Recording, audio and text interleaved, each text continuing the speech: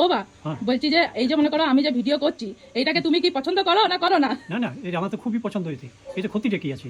তুমি তোমার নিজের একটা চয়েসেবল নিয়ে কাজ করবে আর করবে, তাতে তোমার সুবিধা হবে, তুমি আনন্দে থাকবে, সেটাই তো আমরা চাই।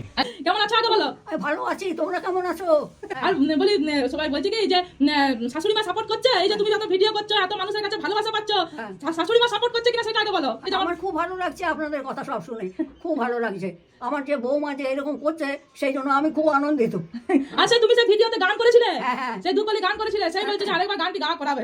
বলছে ওরা মধুর আমার মায়ের হাসি চাঁদের বুকে ঝরে, মাকে মনে পড়ে আমার, মাকে মনে পড়ে, মাকে আমার মনে পড়ে, মাকে আমার মনে পড়ে। কাঁদছো কি জন্যে? আর তখন মাকে মনে পড়লে তো চোখের জল আসে। আবার কান্নাকাটি করে।